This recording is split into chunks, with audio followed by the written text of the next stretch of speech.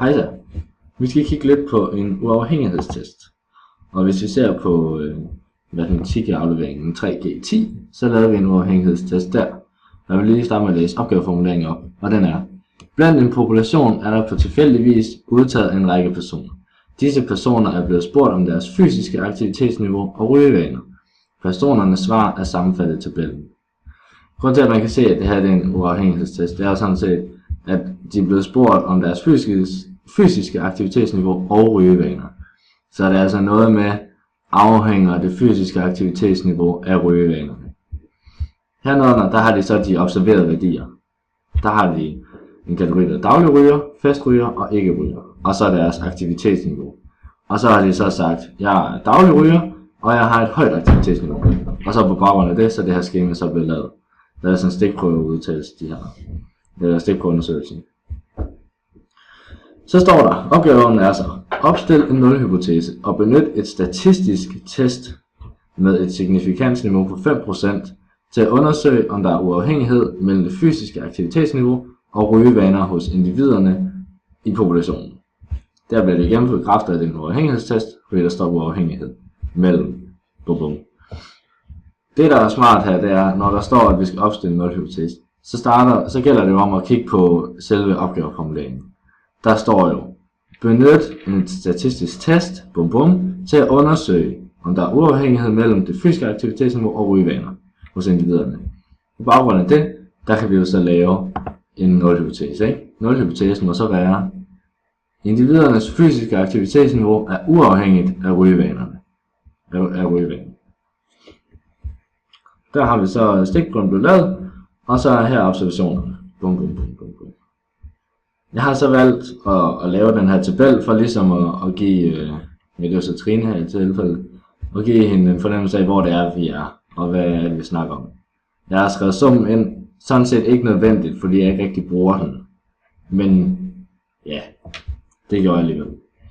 Det man så kan i Mabel, det er, at man tager de observerede værdier her, og så definerer man dem som en matrix.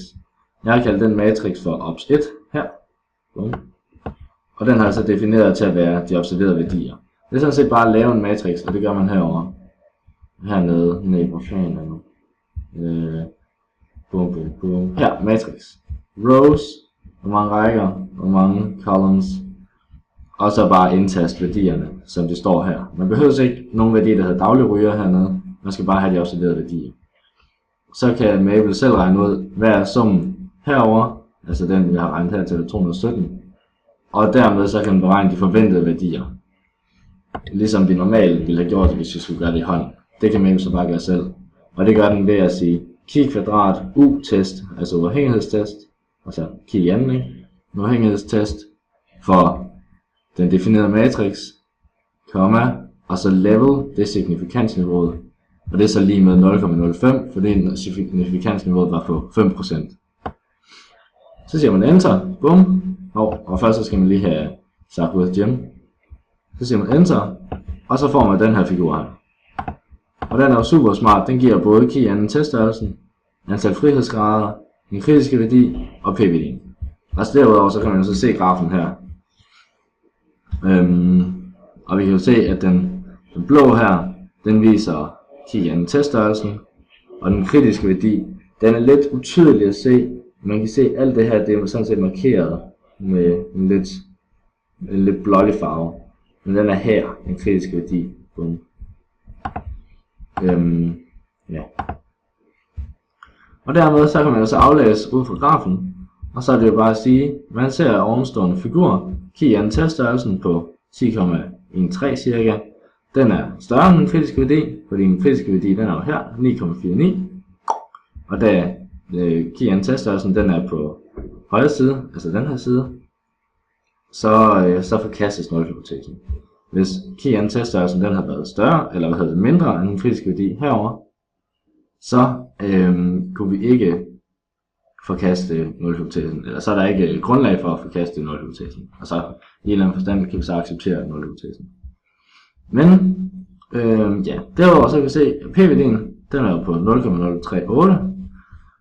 Og den er jo så mindre end signifikansniveauet, som var på 0,05, som vi også skrev heroppe. Og det betyder så alt i alt, at nulhypotesen den forkastes.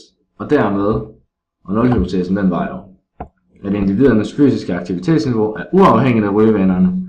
Og hvis vi forkaster det, så må det jo betyde, at et individs aktivitetsniveau er afhængigt af rygevaner ifølge stikprøveundersøgelsen, som der blev lavet.